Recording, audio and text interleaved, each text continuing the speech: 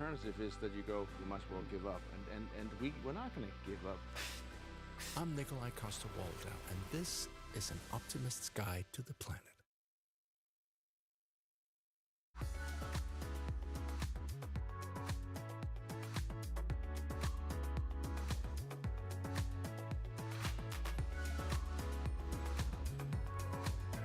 Hello, everyone. Welcome back. I hope you had a great lunch and had a chance to network a bit. I know it was a little warm out there, but it's nice and cold in here, so. That was a clip from An Optimist's Guide to the Planet with Nikolai Coster-Waldau with Bloomberg Originals. The new season is currently out, so take a watch. It's a great show with amazing shots in it. And then I had a couple of just quick reminders before we start. As we said before, we would love to hear from you today. You can engage with us on social media using the hashtag BloombergGreen and scan this QR code behind me for Wi-Fi details, the agenda, as well as to submit questions to our audiences, to our speakers as well, please. And keep that QR code out. Yeah, we have an exciting afternoon ahead covering everything from grids to reforestation and much more. And I wanted to thank Meg, and in spirit of hearing our wonderful audience today, we have two polls by Hitachi Energy. If you can please scan the QR code on the screen. And the first question that we have is, how is your business electricity demand expected to evolve over the next 3 years? So are you expecting a significant increase of 20% or more? Are you expecting moderate growth with up to 10%? Are you expecting it to remain stable or reduce due to efficiency gains? This one's an interesting one. I think, obviously, that everybody's been talking about AI. I feel like that's the hot topic right now. So it'll be interesting to see how you all respond to this and see what your energy demand and electricity demand how that's shifted. Yeah, I feel like a lot of the conversations that we had here today kind of touched upon this subject, so it's going to be really interesting to get the results from you guys. So let's see. The results are rolling in. Let's see what that data shows us. Looks like there we go. Oh, so there we go. Yep. Oh. Coming in, yes. I think as we thought, moderate growth, significant increase, kind of hand in hand there. Yeah, so yeah. We have moderate growth at about 46 to 50%, significant increase around 30%, remaining stable at about 14%, and reduced to efficiency gains to about 6%. So keep those phones out, because we have a second polling question for you, which is going to come up right now. So with growing electrification-driven data, by data centers and electric vehicles, and increasing electricity demand amid climate crisis, what do you think is the biggest roadblock to creating more integrated and resilient grids? So we have regulation and public policies, we have investment versus all the tariffs that we're hearing about, we have costly technologies, or all of the above. Yeah, this one's also interesting, I feel like, because we're all here for COP, and it will be interesting to hear, coming from COP in Brazil, what some of the outcomes might be for this one, too. Absolutely. So there we see. Well, regulation tied with all of the above. I feel like regulation public policies is probably going to win on this one. Yeah, I think everyone agrees on that one. So about 43% regulation public policies, about 30% all of the above, 26% in investment and tariff moderation, which is pretty interesting, and 0% in costly technologies. That's interesting. Very interesting. So I want to thank you all for voting today.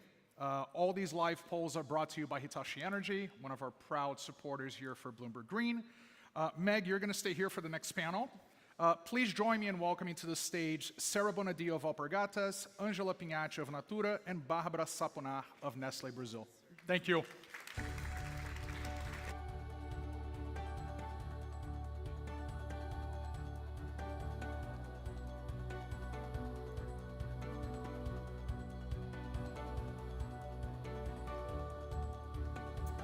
Thank you. Hello. Look at this. We've had now at least twice today an all-female panel, which makes me very happy. As everyone probably knows, Brazil has long been the center of the global sustainability conversation. from protecting biodiversity to driving innovation in climate solutions. But what is especially exciting right now is how Brazilian businesses are coming together to lead this next chapter of the green economy, especially with COP coming. So with that, I would love to talk about the new coalition that the three of you have been working on together across industries to essentially do that, drive climate action from the corporate side. So to start us off, what brought you all together and how did you start this coalition and what was the goal? Maybe I can jump in. Yeah, great. So the idea of the case, the House of Solutions, in fact, was born in New York Climate Week of 2024. It was a couple of Brazilian industries trying to create a movement that shows the potentiality of the private sector of Brazil. Then we met again in Baku, where this dream, let's say, was getting with a better shape. And during the beginning of this year, we started working hard, very well aligned with Ambassador André Correa do Lago, that he was talking about the multirão, that's now well known outside Brazil. So the main idea is to have Brazilian companies, Brazilian-based companies, focusing on solutions to show the world that we have practical solutions in climate transition plans, in biodiversity, in energy process. All of these solutions are aligned with the global stocktake of FCCC, WNFCCC. And we are trying to show that all these solutions are scalable. Besides that, the agenda will go up to 2026, trying to bring other examples to spread worldwide. Amazing. Anything you'd like to add? I think that, thanks. I think that as Nestle made a lot of sense to be part of the coalition because since the COP is going to be held here in Brazil, and being Brazil one of the main food producers, for us as Nestle, as a big company in food production, it made all sense to be part of the coalition in trying to show and share with everybody how we have been progressing in advancing food systems, regenerative food systems at scale, with the proven solutions, yeah? So it's a perfect match to be with such great companies that have been involved in sustainability journey in a very consistent way. And so that's it, basically. Yeah. It was a perfect match, not only for the COP and the theme on food sustainable systems, but also for the great company of these companies. Yes. Yeah. Amazing. And I do, that's something I think we hear quite a lot working in climate is really the power that can be, how we can move that goal together. It helps a lot to try and figure out how to do that together. Sarah, anything else you'd like to add? No, I think it's just, just a little bit more. It's also a pleasure to show and present a program that is already in action and it's scalable. So I think it really shows beyond commitments and goals, but something that's already working. So back to you, Angela. You obviously, Natura, as we all know, has been one of the first pioneers in sustainability, and you have really been driving the change.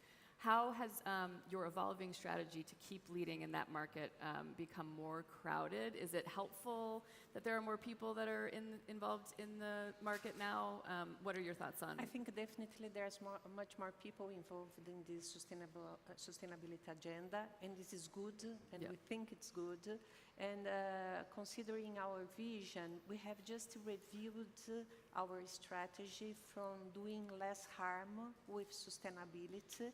And in fact, nowadays we are saying that we want to be a regenerative business up to 2050. And for that we use the integrated profit and loss. That is a tool that helps us to measure the four capitals, the financial capital, natural capital, human capital, and social capital. So currently we have for $1 of net revenue in Natura, we promote $2.5 positive impact for people, planet, and the society. So with that, we are still working hard in the Amazon rainforest. That's our main focus, to invest in innovation, trying to evolve this agenda and continuously improving natural capital. Amazing. So Sarah, over to you. Obviously, you also work for a very iconic Brazilian brand with a massive global reach with Havaianas that everybody loves. Rocking them right now, love it. How are you embedding sustainability into your product design and materials sourcing while you're also maintaining your brand identity at scale? Yeah, it's our sustainability strategy comes from, and it's embedded in our business strategy. It comes from our materiality matrix, so it's really it comes from our risk identification and also opportunities. We have 3 pillars: responsible operations, D&I, and local development, and one for circular economy. And this is one that not in focusing on this one because we see the whole value chain focusing on the aspects related to waste generation and raw material solution, which comes, it has to be in line with what we believe and what we can develop as a company and what our brand that everybody knows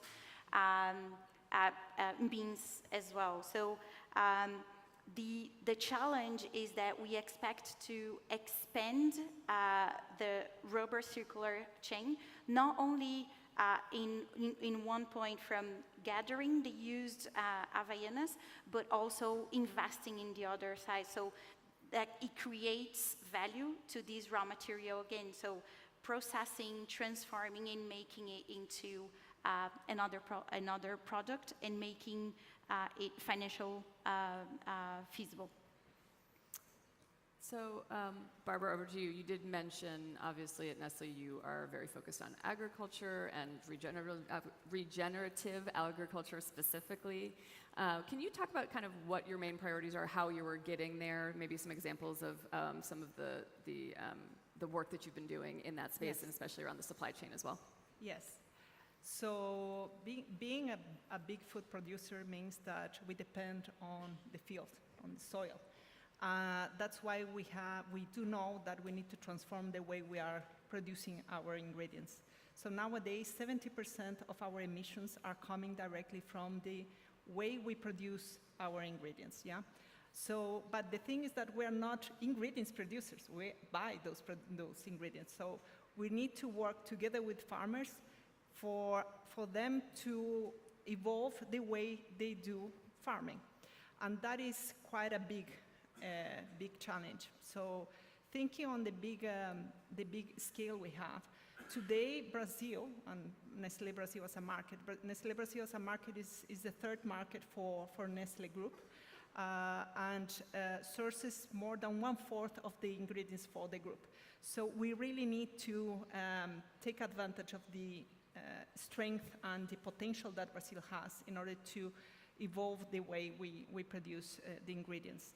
So today, we do that through our sustainability programs that have been established for more than 30 years now. Specifically, I would say the oldest one is the dairy chain one, that impacts more than 1,000 farmers. And when we think on the full agricultural pool that we have here, just here in Brazil, we are impacting more than 15,000 farmers with our programs. So structured sustainability programs that aim to educate farmers in a way that they are engaged and they want to migrate into these new nature-based solutions that at the end of the game migrate all the practices into regenerative agriculture. That is a tricky one. So what we have done, for example, in dairy, and this is very encouraging. So we have been as I said, more than 30 years investing in this chain, this value chain, and it is very important for us because out of the 70% of the carbon emissions that we have out of the ingredients, milk represents 50%. So we really need to crack it in dairy.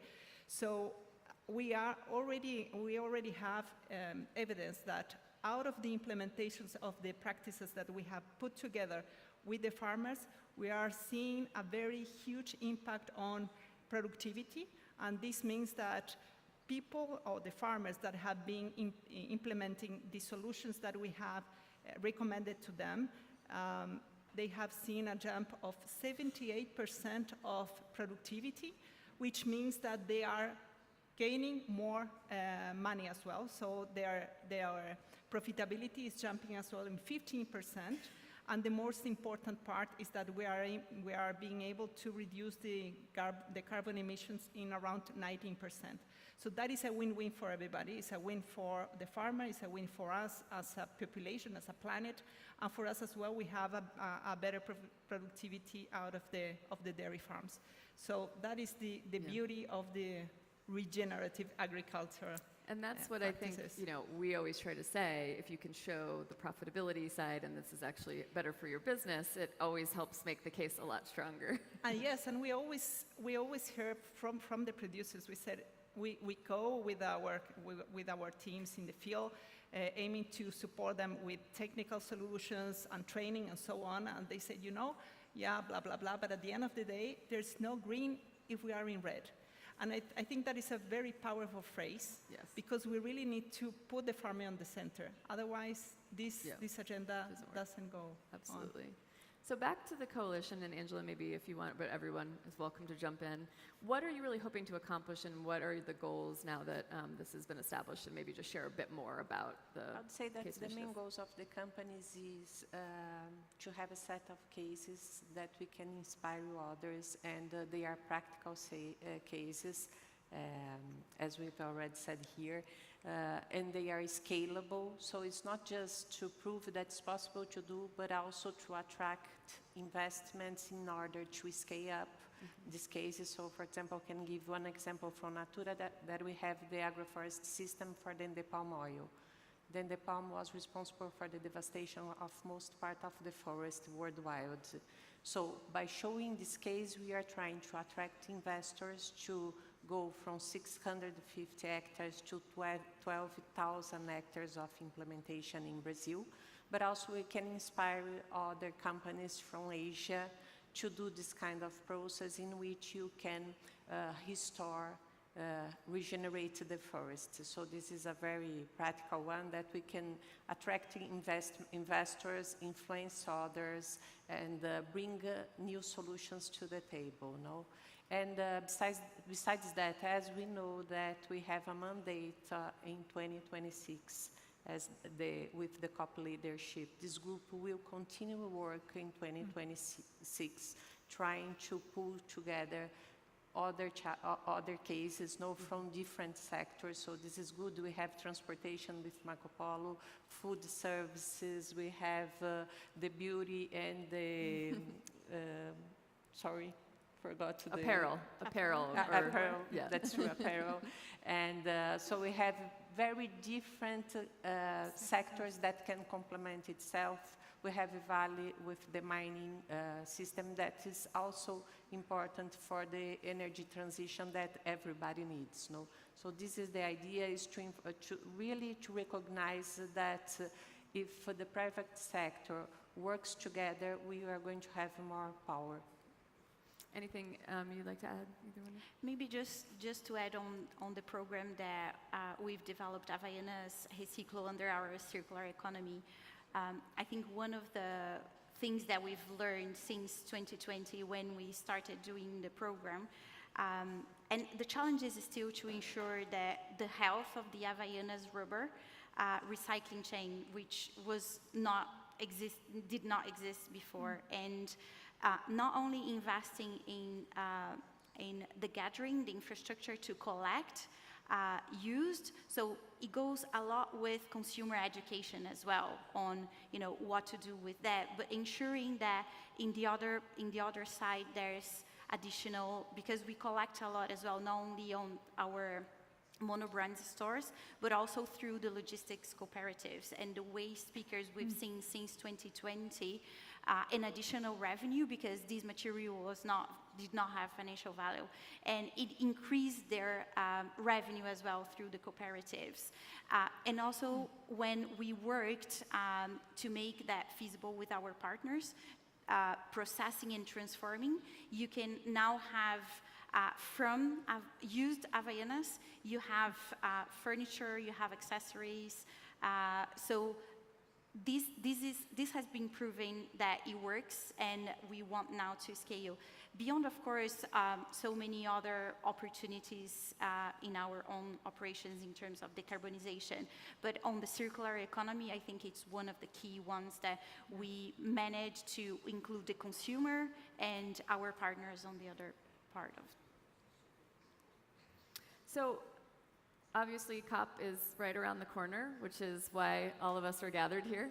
I would love to hear from each of you, if possible, just a little bit about what would you want to make sure that the government leaders and everybody that is gathering in Belém at the end of this week know about what the corporate sector really would like to see and really needs to move forward with these amazing initiatives that you're all working on. You want to go first? I think that we would all agree that we want to, I think that we are together to collaborate and to show the potential that Brazil has in being a green powerhouse and have the power to show that we have concrete, proven solutions that can be scalable and can inspire, funding options and funding sources in order to accelerate the transition we have. I think that in our case, that would be perfect to understand, first of all, to put Brazil where it should be, and secondly, to take advantage of the coalition that we have formed in order to guarantee that we have more visibility and we reach more people and more entities to guarantee that we get access, not we, but the farmers get access to the funds that we really need to accelerate the transformation we all need.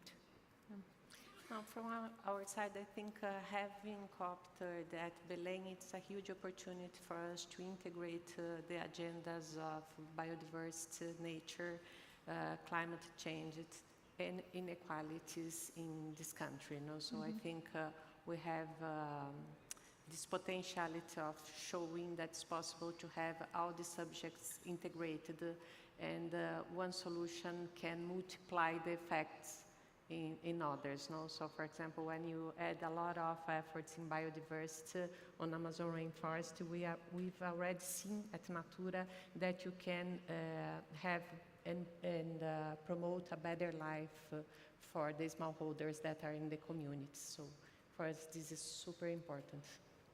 Yeah, I think, and just to reinforce that, I think, the fact that we are having COP30 and for the first time in Brazil, it's a huge opportunity not only to show how ambitious targets and commitments we have, but what we are already doing on the ground.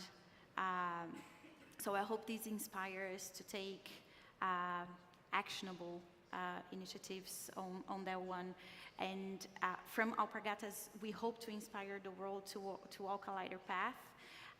And to me, this means a lot when we talk about as well our development as a sustainable development. And this COP, I have huge expectations, so I hope this will inspire as well our leaders. Amazing. Well, Sarah, Angela, Barbara, thank you so much for joining us. We were so nice to have you here. Thank you. Thank you for inviting us.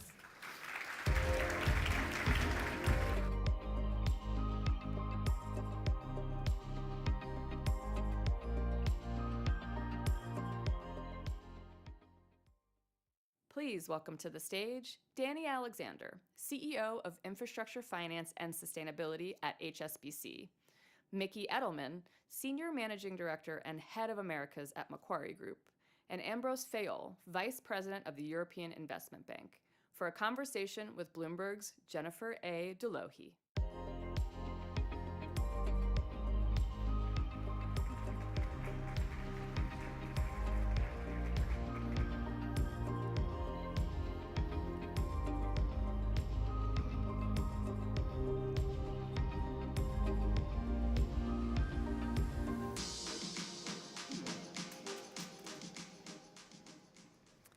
Well, thank you and good afternoon.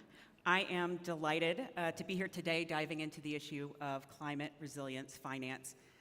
We all know that the need is great. The UN Environment Program has estimated that we need to see between $310 billion and $365 billion annually in climate adaptation and resilience finance in developing countries over the next decade.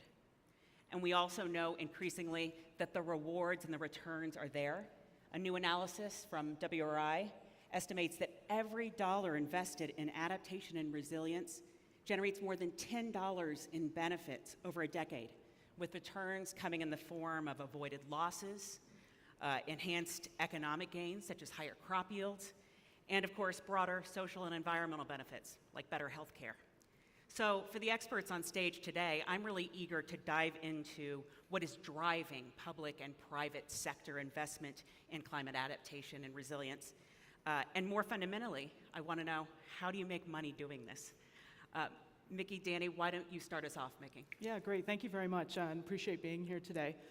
One of the things that I thought was really fascinating was actually the discussion yesterday that Bloomberg NEF CEO John Moore had mentioned in one of his slides. He said that in 2024, climate damage was estimated at around $1.4 trillion.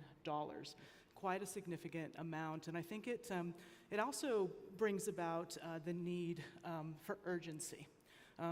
It sort of says to us that it isn't so much anymore about mitigation, but that you also have to add into it resilience and adaptation.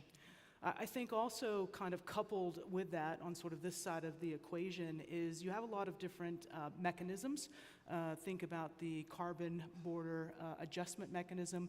Think about a number of different mandates. We have a portfolio company here in Brazil that does wind that's helping, with the carbon border adjustment mechanism, helping, decarbonize aluminum production. But you have those kinds of challenges as well. And then, I guess to another point that John Moore made, you also have, government and insurance companies, are they going to be willing to pay all of this in perpetuity? And the answer is probably not. And then, on the other side of the equation, from the way that we look at it as investors, millions of people are actually using these services. They're using utilities, right? They count on the security of supply chain. So resilience becomes an opportunity to where it could actually be a competitive advantage if you have security of supply chain, if you can provide these services.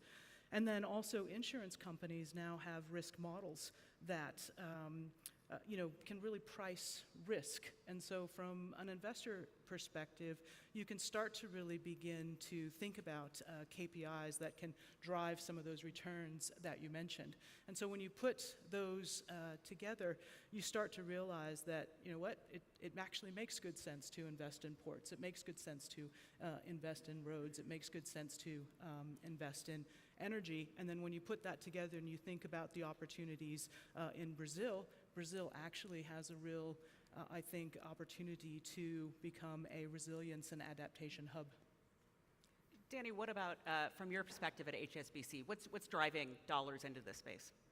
Well, I think it's, as Miki said, fundamentally, it's about the fact that there are enormous costs associated with the consequences of climate change, with severe weather events, with the activity needed to replace and repair infrastructure or corporate facilities in the event of damage. And so, when we talk to our clients, the overwhelming majority of our clients see climate transition as a growth opportunity across a whole range of areas. But the most important area is long-term resilience. long-term resilience as a driver of competitiveness, but also long-term resilience as a way of protecting against future losses.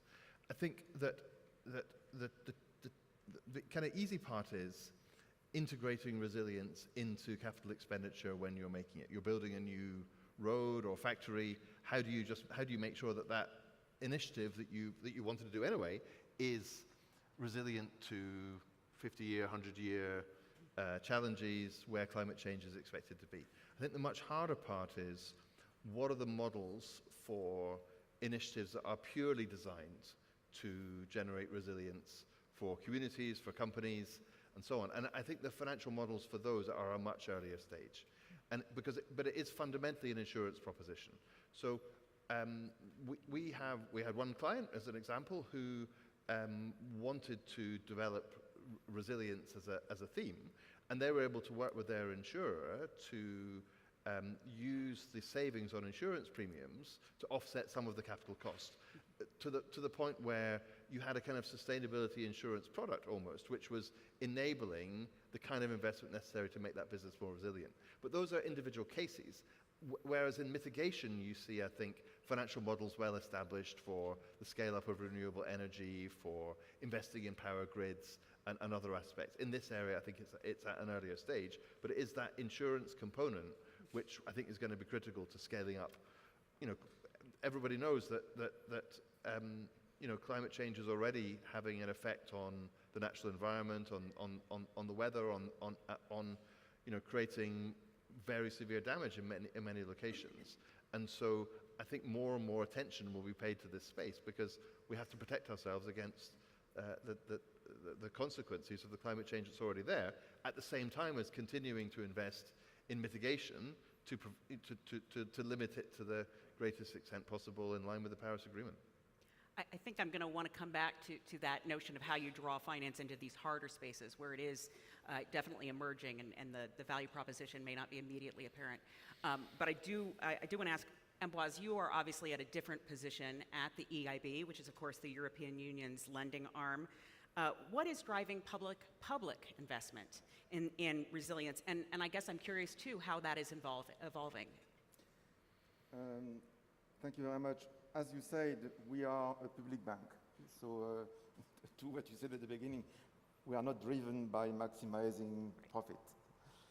We are driven by maximizing impact.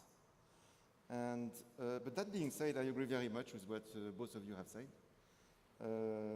I remember pretty well, not that long ago, when talking about adaptation was difficult.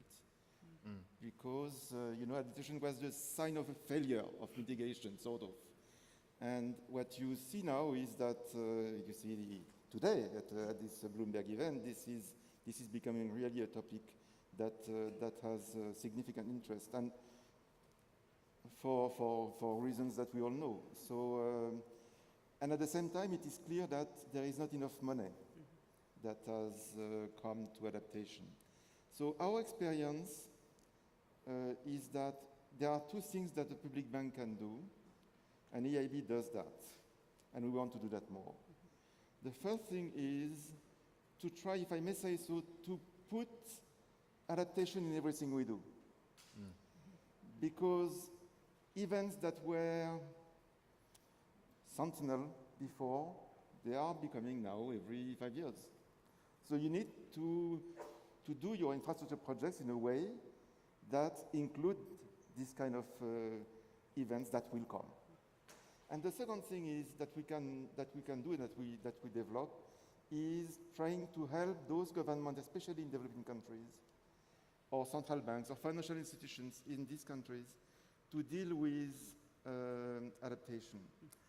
This is a program that we call Greening the Financial System, that helps them put in place the right methodology, the right climate risk assessment, so that they can have adaptation policies that will help them build the pipeline of adaptation projects. We have, at EIB, we have done a lot of projects in this kind. Let me just, maybe we can come back to that.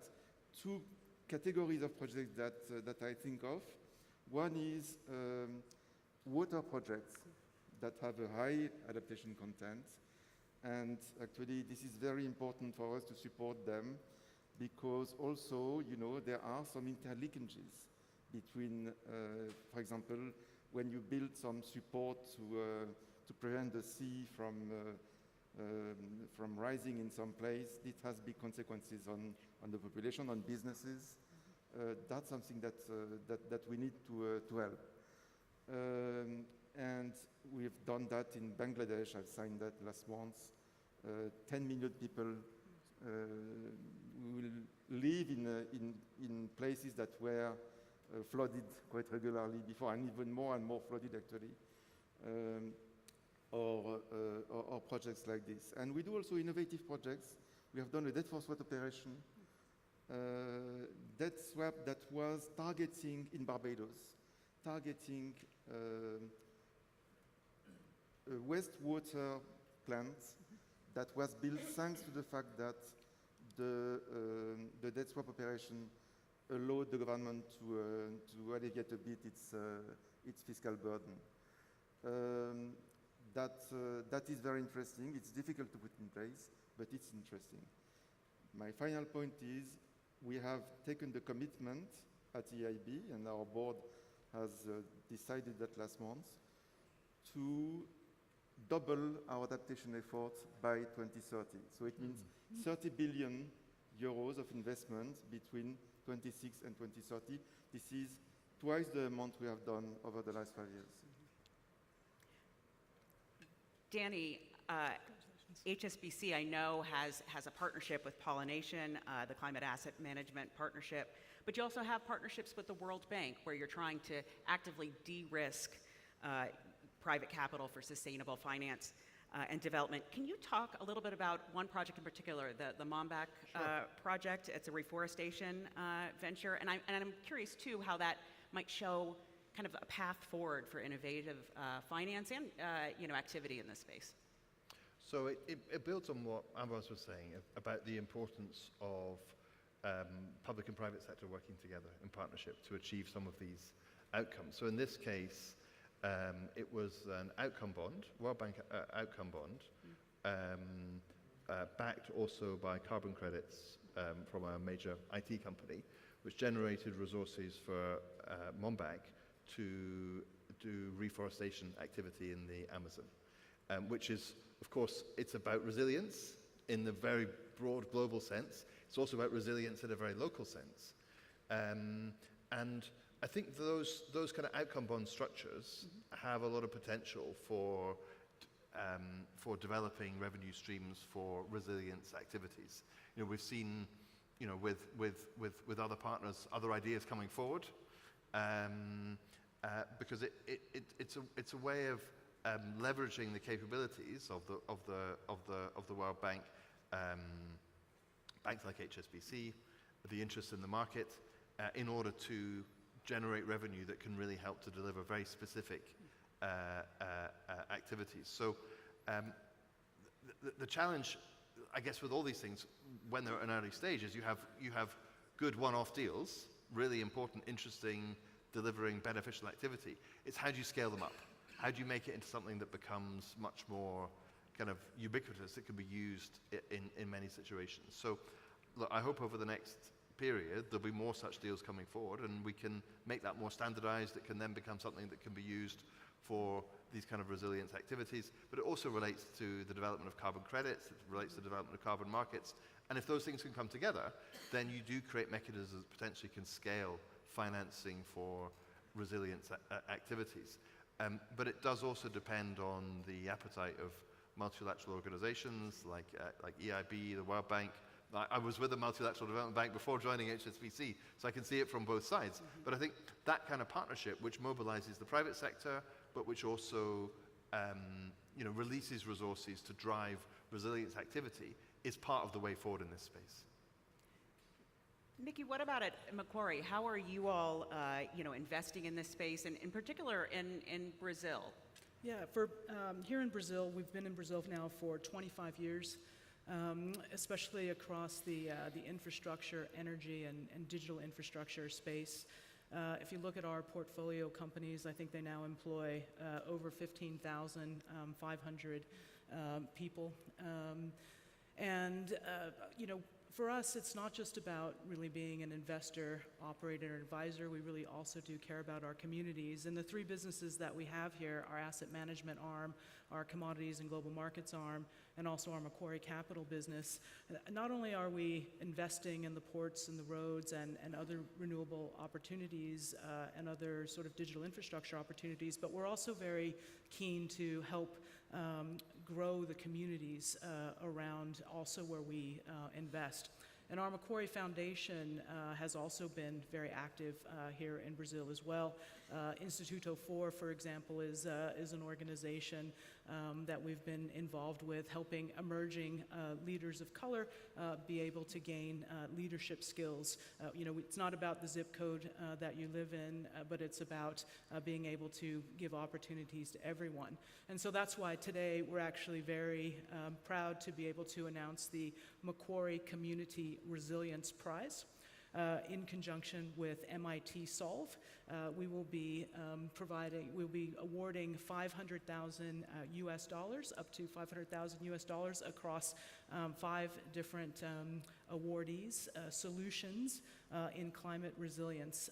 This will go to Brazil headquartered solutions. It could be for-profit or non-profit, but really about finding the most creative technology-enabled solutions that are helping communities find ways to mitigate climate risk across energy, grid solutions, water resilience, agriculture, food security, supply chains.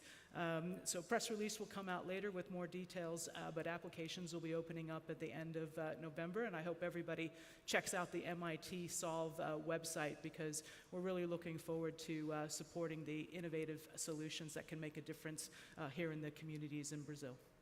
That's fantastic news, and I'm sure you're going to have a lot of applications to really work through and exciting projects. I want to ask you actually about the exciting projects. One of my benefits or privileges as a reporter is getting to talk to real people about the work they're doing on the ground. And so I'm going to use a reporter's privilege and ask you, we're on stage, but what's happening on the ground as a result of your finance? Danny, is there, particular, at the risk of asking you about the one-off investment, is there a particular investment that you're really excited about, or is there a key focus area that makes you excited? Yeah.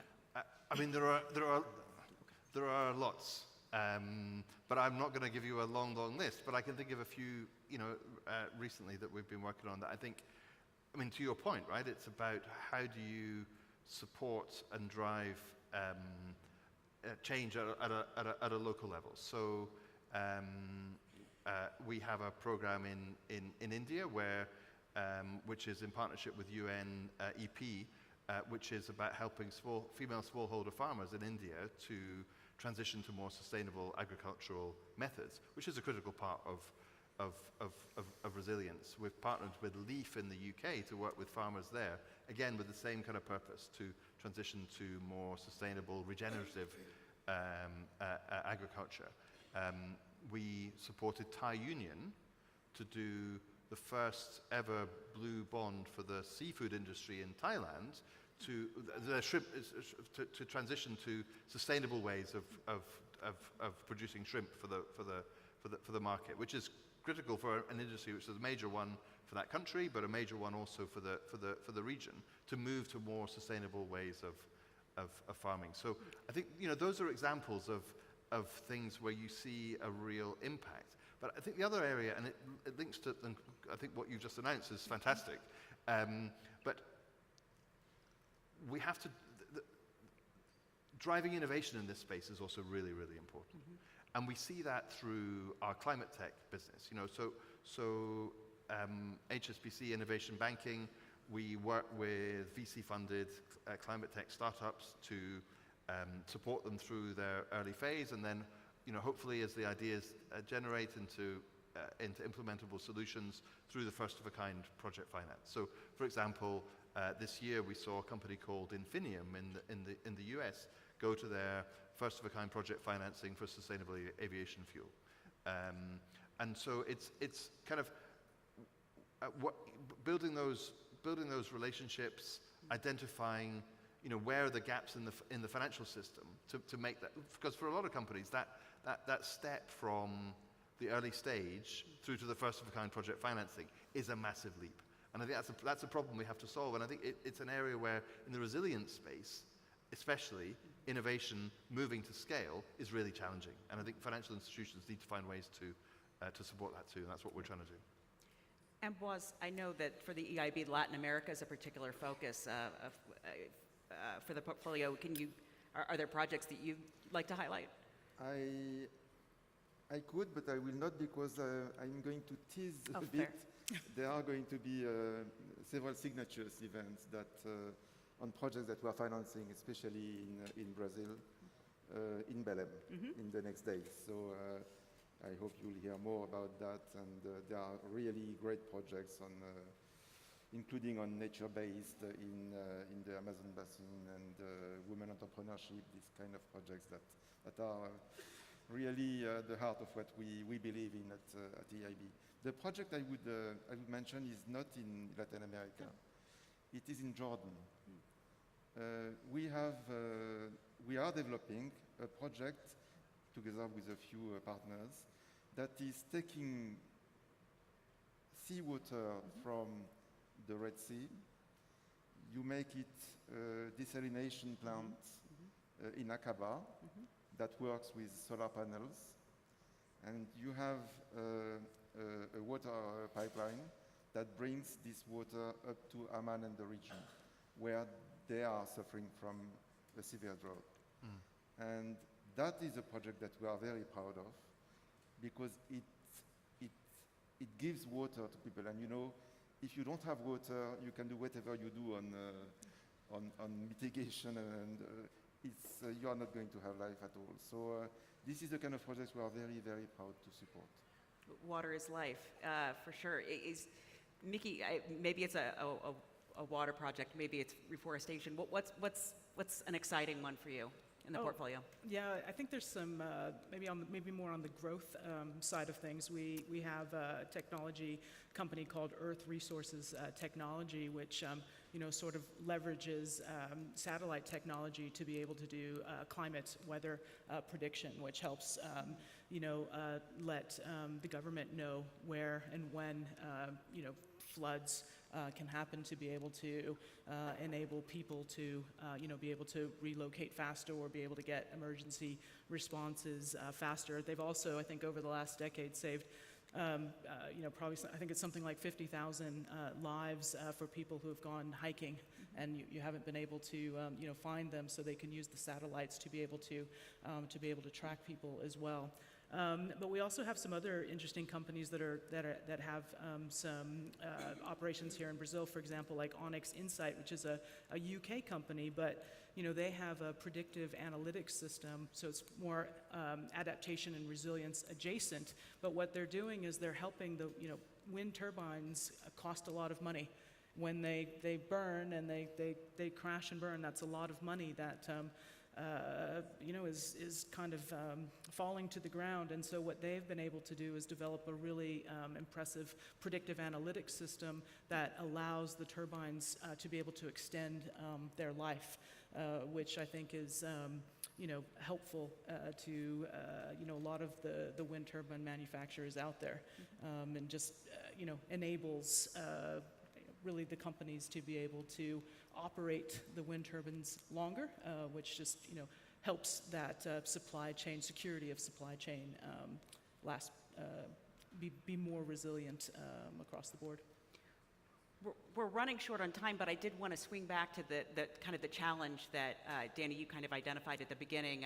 It's easy to do the one-off project, but of course we need economies of scale. We need systems to support this. We're at the start of COP in just a few days. What do you see as the opportunity for, or how much does a multilateral commitment like those made at COP and policies, government policies, really help address that challenge? Do they? They're fundamentally important, of course. Now you have to go from having the agreement to implementing it. That's also a challenge, but you saw the last COP Loss and Damage Fund, which is really about resilience for the most vulnerable countries in the world. So that's an example. But I think also when you're looking at these questions of resilience, local regulation, local plans, what is the direction that because I think there's a lot of uncertainty in this space. What are the financial models that are going to work? What are the revenue streams? How is climate-related risk being factored into your understanding of the risks affecting companies? That if that's done properly, that can drive making these resilience initiatives much more financeable at scale. So there's a lot of work to be done in that space. I don't know what will come out of COP30 on that front, but I think it's really important work. But also multilateral institutions, development finance, the kind of blended finance ideas with the private sector, I think are also critical to deliver scale in adaptation and resilience. And this is why we have decided to double the adaptation commitment to help have more of these projects actually. Thank you so much. We've run out of time, but I am so grateful for your participation. Please join me in thanking our panel.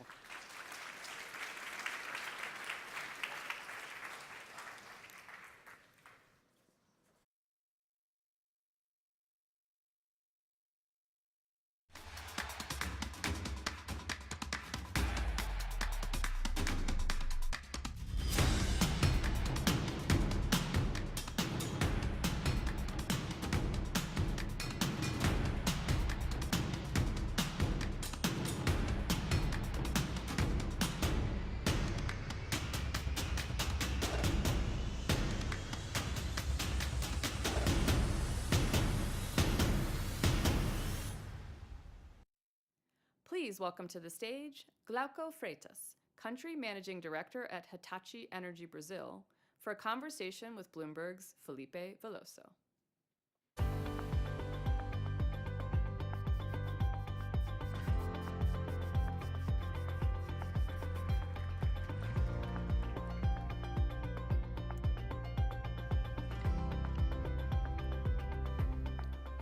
Well, good afternoon again, everyone. As a global leader in transmission and grid technologies, Hitachi Energy has played a key role in Brazil's energy transition. Joining me on stage is Glauco Freitas, Country Managing Director for Hitachi Energy Brazil. Glauco, wonderful to have you here. Thank you. Thank you for that. Of course, a pleasure. So Brazil is a pioneer in renewable energy, right? But there's still a lot of important bottlenecks. What are they and how urgent is the situation right now? Great question. Hey, hi, everyone.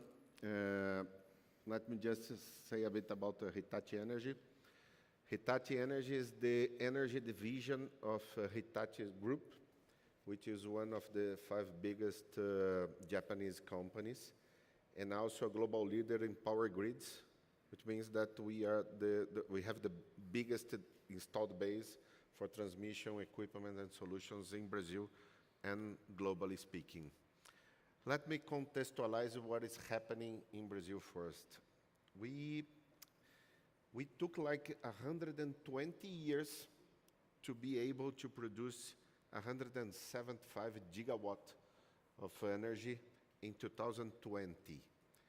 Now we are producing 240, more or less. Mm-hmm. So we grew like 35% in the last 5 years. So Brazil is a reference. Brazil is a benchmark for the rest of the world. We are producing now more than 90% of the energy through renewable sources in the country, and the global average is around 28%, which is great. This is one of the beauty of Brazil. And we also have one of the most interconnected transmission system around the world. With 100% of the states already connected. This happened just in September this year with the interconnection of Roraima in the grid. So this is one of the beauties of this country.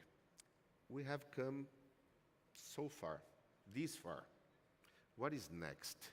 Are we ready for what is coming? What should we do? And this is the point. Brazil, I heard that from Senator Jean Paul Prats last week. We should not talk about energy transition, but about energy evolution in Brazil. We have already the generation. We have the demand and all the possibilities of demand. We just need to make it ready. The way must be ready. The road must be ready. And what I mean, we need to have a better management system because the behavior of the consumption is different for a data center with a lot of peaks and valleys. We need to connect the production center in southeast of Brazil to the consumption center in southeast and south of the country. We need to be prepared to work with a matrix with more than 30% of the load coming from intermittent sources, which is wind and solar power plants. We are not ready for doing that right now. And that's what we should highlight. There is no transition without transmission. Modernization is key right now for the system to secure the opportunities we have ahead. That's fantastic. And as you know, I think transmission is essential, right? And Hitachi Energy is putting a lot of money towards that. Tell me a little bit about these investments and how the company is applying its global expertise, which Hitachi has, but in Brazil. Great. We are based in Brazil since 54, for 71 years, in Guarulhos, close to the airport. And as I said in the beginning, we have the biggest installed base in Brazil, just to give you the right proportion of the size of the company. The company decided, the group decided to invest $6 billion from 24 to 27 in the increase of production, resources, training, R&D, innovation, and digital. 1.5 billion out of those 6 billion will be dedicated to increase the production of power transformers, which is one of the bottlenecks of the grid. $200 million out of this 1.5 billion will be addressed to Brazil to improve the capacity, our capacity, local capacity. Brazil, just to highlight, Brazil is one of the top five facilities we have in the world. So we are big, 5 out of 200 facilities. And we are now expanding the production in Guarulhos by 40% by the middle of next year. We are now under a lot of projects in the site. And by doing that, we could increase the production by 40–50% depending on the mix of the products. And also a greenfield investment in Pindamonhangaba, announced in August this year. And with this investment, this new facility, we will be able to double our production for the country. So it's all about anticipation. Yeah. We are anticipating the needs of the country, the needs of the world, because from this place, we can support the local market, but also the exports from Brazil. Exporting final equipment technology, not commodities, which is fantastic, right? And I think that really transitions really well into my next question, which is, we all know that global energy demand is growing extremely quickly now. How are you thinking about what is driving this demand and the potential risks that are associated with that? There is a dramatic surge of electricity consumption in the world with an unprecedented scale and pace. It's amazing what is happening. And this is driven by the heating and cooling industries, the electrification of industries at all, e-mobility, data center, mainly the ones used to process AI. And in Brazil, also there is a lot of investments in the country to replace obsolete equipment and so on. So we have this unprecedented surge of electricity consumption. And this is the magic, how to balance this increase and decarbonize the system. Yeah.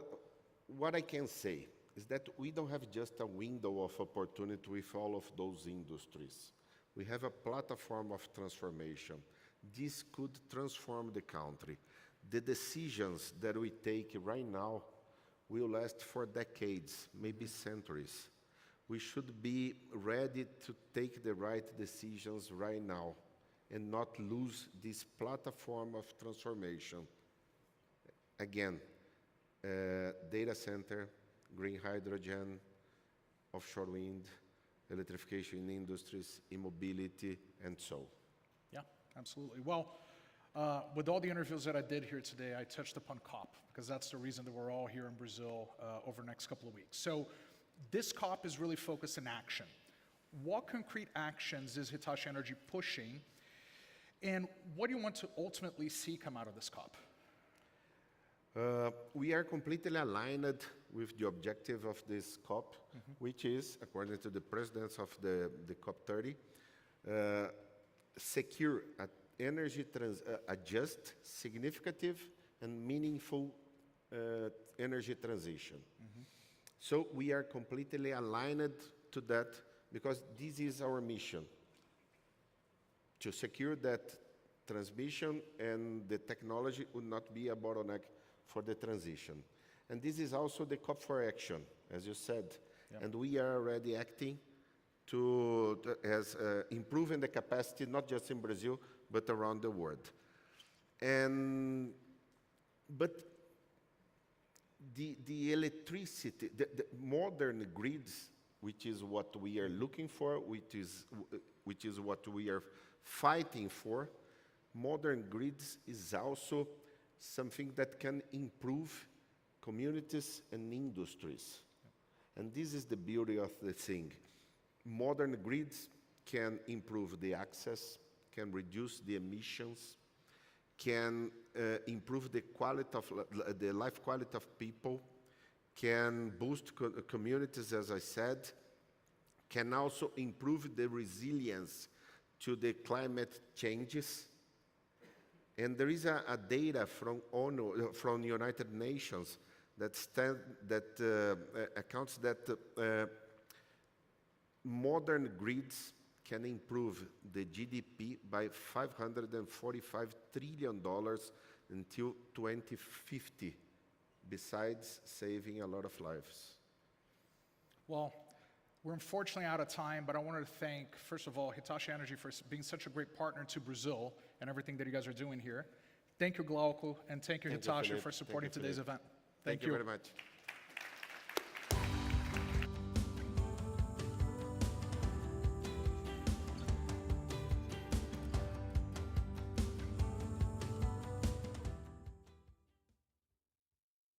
Please welcome to the stage Riley Duren, CEO of Carbon Mapper, Justine Rohr, Vice President of Strategy and Policy at OGCI, and Daisy Stretfield, Chief Sustainability Officer of 91, for a conversation with Bloomberg's Akshat Ratti.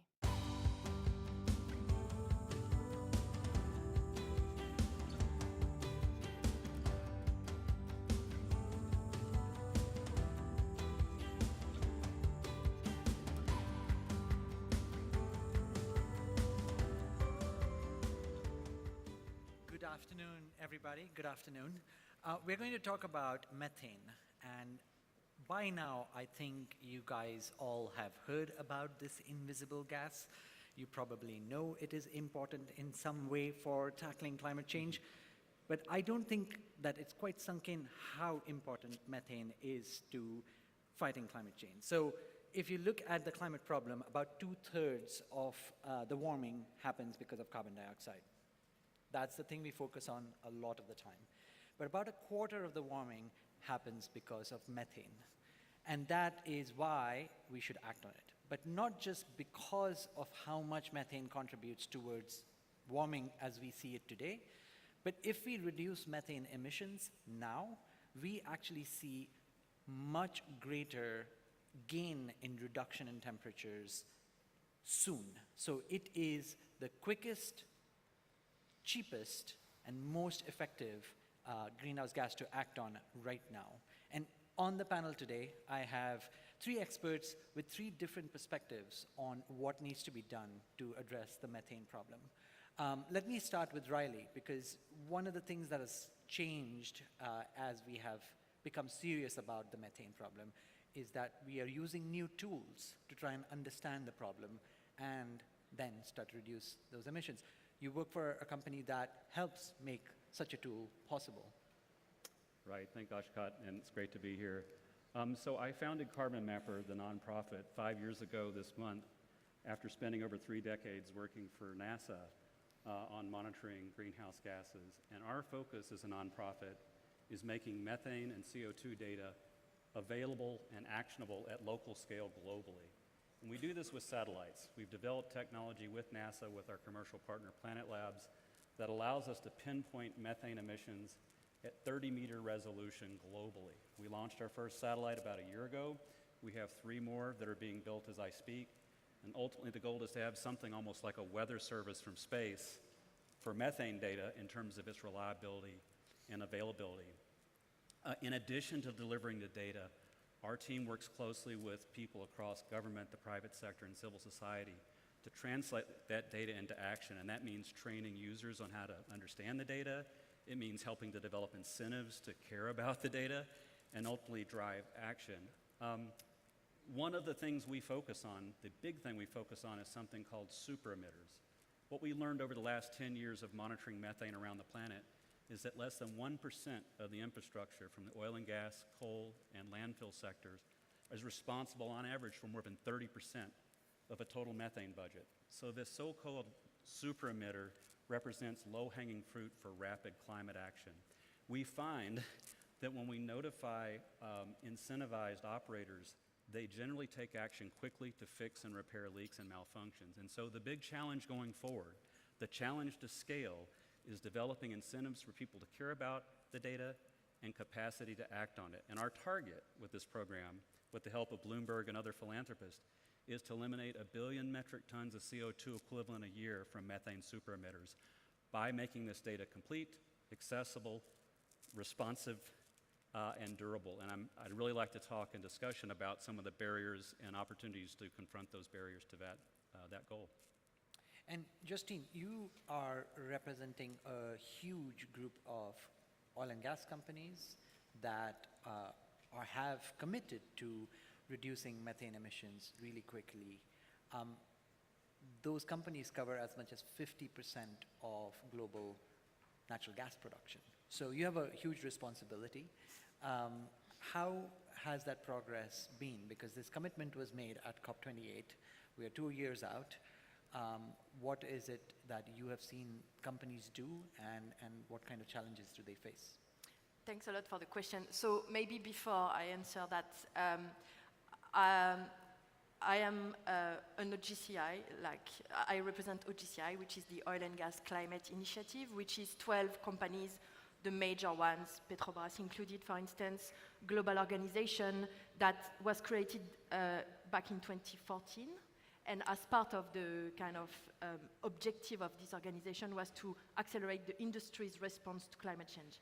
And so since 2014, we have been focusing with these 12 companies on methane emissions with collective commitments to decarbonize, reduce methane emissions, and we've set up the target back in 2018, 0.2 on the methane intensity at the OGCI level. We achieved that target, and so soon after was the question what can we do more, right? And part of the OGCI mandate is also how we can lead the industry to, decarbonize. And so to that point, with your question, back in 2023 at COP28, there was this new initiative that was created under the leadership of Dr. Sultan, which is called, another acronym, sorry, which is called the OGDC, the Decarbonization Charter. And under this OGDC, we have now 55 signatories that committed back then to decarbonize their operation. And the near zero methane emission is part of their commitment, their individual commitment.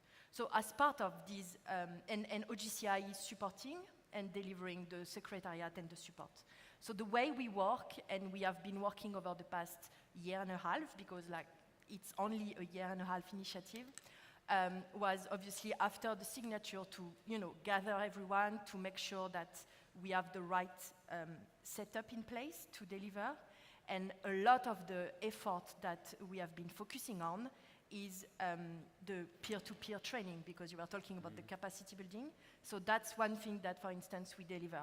On top of that, OGCI has been also delivering an engagement and some support to the industry at large with access to satellite and technical support to understand the methane emission. And so now, like OGDC is the kind of perfect pipeline for OGCI to deliver. So we can talk more about that later.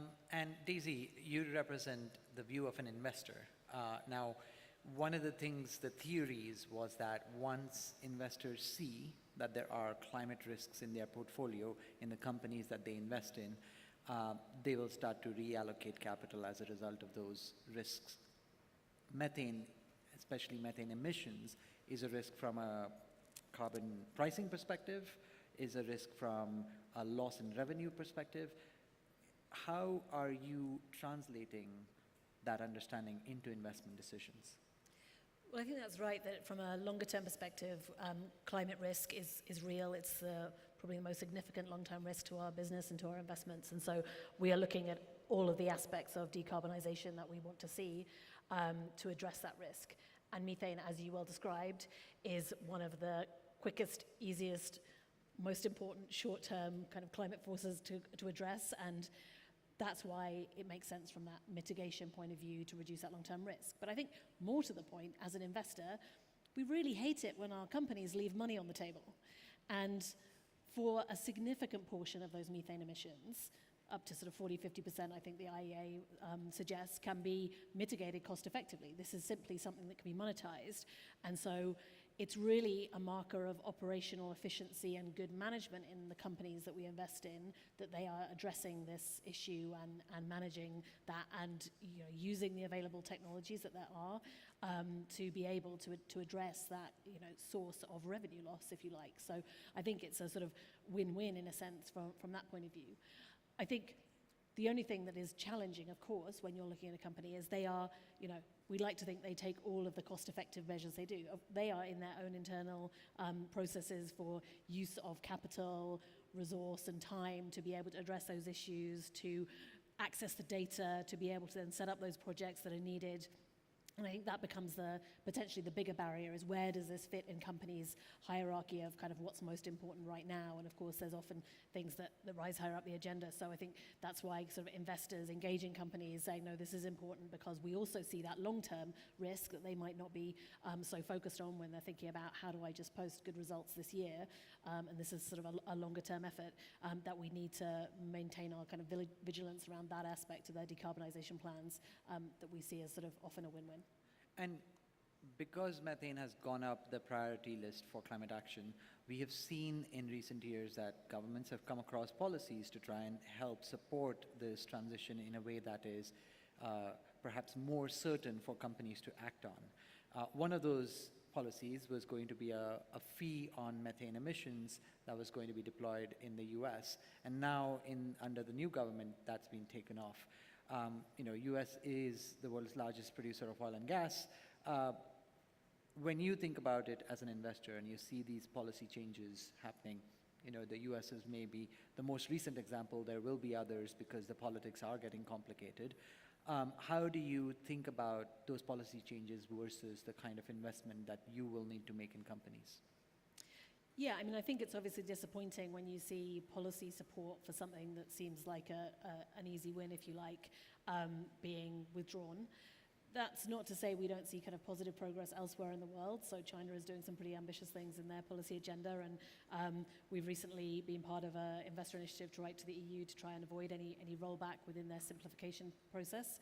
And so we need those policies to come forward. And I mean, you might argue what I've just said about this being a win-win, and companies should be doing this anyway, but I do think there are aspects, the harder to do aspects of this. Coal is a much more difficult issue because, the methane there is often much more diffuse, and like issues of legacy mines where it's not clear who has the responsibility and ownership, and therefore you do need those policy levers to be kind of promoting those issues and the things that wouldn't happen without this, and to kind of address that level playing field issue, so it's the same for everyone. And so it's unfortunate when those policies roll back. And actually, the thing we hear most often from industry is not, we don't like regulation, it's don't change it. Once you have it, don't change it. Because they're all making decisions based on regulation, and in fact, that rollback is really unhelpful from that point of view, and we want to promote that kind of investment and consistent action. But I do think there are things to be mindful of, and it's not so much perhaps for the major US companies, but we invest a lot in emerging markets. And to some extent, there will be companies who do not have the capital or even operational capital available to be able to make these investments, to access the data. And I do think when regulators are thinking about that regulation, to think about how they can support kind of access to data, access to the technologies, lesson learning, capability sharing across kind of jurisdictions. All those things can really help for something that I think we can all buy into being a good thing, but actually it's not as straightforward for companies where that kind of knowledge does not already sit. And really, one of the things that has happened in the same period where all these methane emission targets have been set is the rise of AI and the desperate desire, especially in developed countries, for getting any source of power that you can. As a result, there's been a boom in gas power. And because large gas turbines are difficult to get to, people are deploying small gas turbines, and they typically come with methane emissions or methane leaks, as they are not as efficient at burning the gas. As you look to deploy more of satellite technology, are you looking at AI data centers and as places where these emissions will grow? Sure. I mean, we're looking at data centers, we're looking at refineries, power plants, oil and gas production, LNG, supply chains, landfills, coal, you name it. At the highest level, I don't think these centers, we have to make sure, pose a significantly different challenge than other electricity needs. Look, we know where the problems are today in the energy sector. There's rich opportunity to address the infrastructure that we have today. Oil and gas production, midstream, downstream, the LNG supply chains. I just want to add that despite some of the rollbacks and some of the regulations, there is increasing ambition and real action being put in place. For example, the EU's methane regulation, which will establish an import standard for low methane natural gas. Other jurisdictions are following suit. California has new laws on climate disclosures, which require people to report their Scope 3 emissions. So the train has left the station. The challenges now to scale are around transparency and really incentives and capacity building. And that latter part, if I could mention one gap for this community with basically the finance and insurance industry, is that we are lacking the capital needed to address those capacity needs, to address some of the incentives that are needed, particularly in the developing world. Only about 2% of climate finance today goes to methane, and because of the outsized impact of methane, that needs to increase dramatically. So that's a gap I think this sector can help address. And that's a good point. So we've got about 2 minutes left, and perhaps I can end with Justine and Daisy talking about what is the missing gap for you to be able to deliver on the goals that you've set for methane emissions. I mean, I could build on Riley's point, right? I think on our side, what we see is like, as part of OGCI, we launched, the satellite monitoring campaign back in 2021. Since then, a lot of things happen, and many satellites are in the sky and, monitor. So we look forward to access, this data and be able to leverage with our the operators we work with. The model we have is really like, we get the data that we can get from where it can come from, and then we, on our side, bring the peer-to-peer, support. And so the capacity building, how do you, you get the data, what does it mean? How do you implement? What kind of equipment, you could think about, and so on. So this part, that's the kind of OGCI support to the signatories that we are bringing. I would say, I mean, the more, the faster, right? But the expertise in the companies is being built, right? And particularly if you think about the NOCs that started the journey just a year and a half ago, it might prove a bit challenging. But then for the ones that were already a bit mature when they joined the charter, they have already their mission inventory, they understand exactly what kind of mitigation plan they should have and so on and so forth. Then the feedback we received was like, okay, so now what? How can I get the finance that come with that? If I have 10 projects of like 2 million each, how do I finance it? Is it blending finance? Is it SLBs? And if sustainable linked bonds, what are the criteria? And how does actually, when I'm a NOC, how does it impact my governance as well? Rating and so on. So this is the kind of discussions we kind of are getting into. We were bringing the expertise and the kind of support, and now we are facing a different set of questions. So yes, I would say your point was spot on. And Daisy, just quickly, any final thoughts on gaps that you'd like to see filled? Yeah, I mean, I think a large number of countries signed up to a methane partnership, and I think we need to see those countries come forward with the kinds of regulations we are seeing to kind of support and backstop the efforts that are going on voluntarily. But combine that with a phased approach that allows companies time to do that MRV and kind of understand where the issue is, and combine that with partnerships that provide that access to data, technology, capacity building, and work on financial solutions where those are needed, so that time frame for bringing in those regulations and meeting those standards is supported by access to the kind of technology data that is needed to actually deliver on that in a kind of fair way. And as a reporter covering climate topics day in and day out, I am really satisfied to see here we are not talking about the importance of methane, we are talking about how to implement the solutions that the world needs. So thank you very much for your perspectives, and good luck at COP30. Thank you.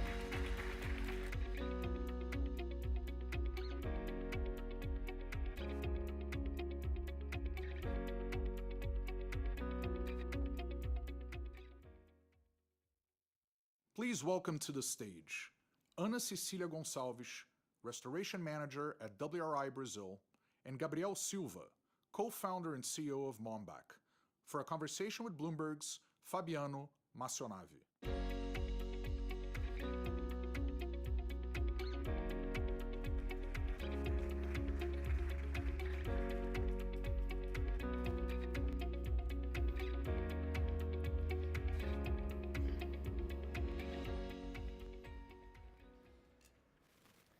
Boa tarde a todos. Obrigado por estarem aqui. Eu vou começar com a Ana Cecília, a Cissa. Thank you for being here. I'm going to start with Ana Você acabou Cecília, de fazer estudo, publicado no mês passado, sobre o estado da restauração na Amazônia. a study last month on the status of restoration in the Amazon. Can you please share with us what are the main findings of this report? Boa tarde a todos e a todas.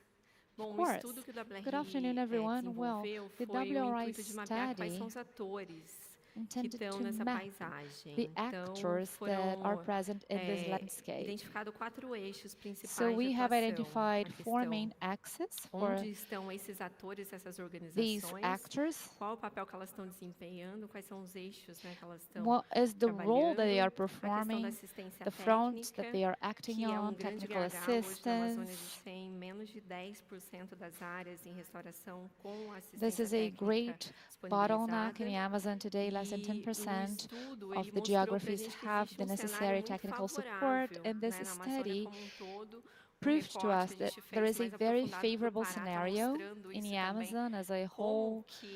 We really delved into the matter. Pará has been showing as well how more recently with the drafting of the national policy and also the Pará state with its PRVN, which is the state's regulation, is able to change the landscape. This allocation of resources was really important for us to gain scale. Gabriel, one of the greatest moments of restoration was the creation of Mombach. Let me ask you. Você não é nem da área florestal, nem da área ambiental. Por que você You do not come from an environmental Obrigado, Fabiano.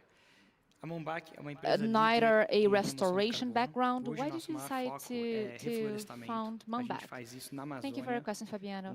Well, our main focus is reforestation. We've been doing that in the Amazon, so we acquire degraded areas in the Amazon due to cattle raising, and we transform said areas in biodiverse forests. In the last 4 years since we've started the company, we were able to develop 12 projects, so we have 12 farms, different areas of the Pará state, and we have planted more than 12 million trees of more than 110 different species. And we've been able to access the market. We've been selling carbon credits to companies such as Microsoft and Google. So in the last 4 years, we proved that there is a demand for this new class, this new type of assets. This is just the beginning of a great journey. Now, why did I decide for this field? Opportunity. One, opportunity of contributing to the climate issue, and second, the market opportunity. The potential is $1 trillion in this market. And we see Brazil as the best place for us to start the biggest carbon emission company in the world. CISA, Bloomberg's model is one of many in the Amazon, in Brazil, and in the world. Again, based on WRI's report, could you please detail to us what are the different types of restoration, because the terminology still escapes us.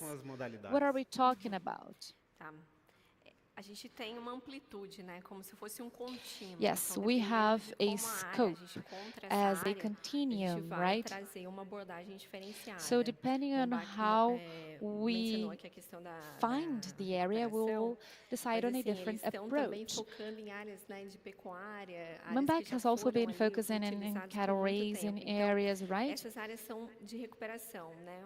Processo inicial da gente So cuidar do solo, these are recovering areas. So the first stage is for us to nurture the soil, to support the forest, to reestablish itself, and then depending on what we find in the matrix, we Hoje a will gente propose tem a different trabalhado plan. muito, né? Isso são Today, estudos também, tanto do WRI quanto a própria política we have nacional different studies e from subnacionais também também the tá adotando o national modelo de regeneração natural assistida, policies as que é well. justamente We have been favorecer o que, adopting já the tem ali naquela área que está sendo Assisted disponibilizada Natural para restauração. Regeneration E Plan. aí a gente está visando uma restauração ecológica, né, que eu estou saindo de And so that is an processos ecological mais, restoration. We simplificados move para ir away from more complexificando, simplified né, e trazendo mais processes diversidade. to Mumbac já está add trazendo complex and 110 diversity espécies, to né, them. como se fosse Mumbac sonho said que a that they gente quer have been alcançar. Essa regeneração ecológica planting que vai dar mais 110 suporte, né, não só different de species, right? estrutura, mas também de That were função the para a dream,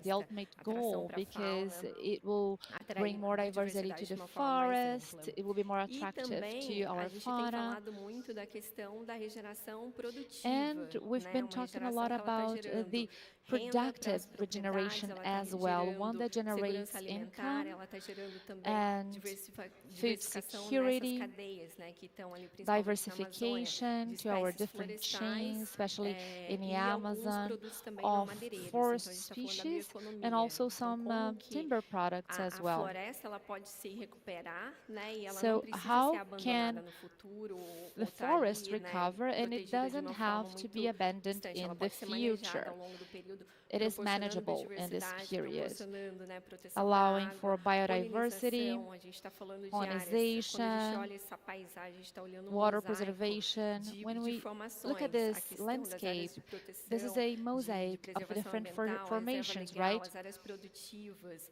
Tem estudo do IPAN lá na Productive Amazônia areas. mostrando que There is áreas an de soja EPAN que study tem, in the né, Amazon showing that the floresta soy próxima está area economizando cerca de 20% that de has água na some produção. forest Então é nearby relevante, is né, saving essas áreas de 20% of conservação water in também their para production. So all of that is a produção. relevant.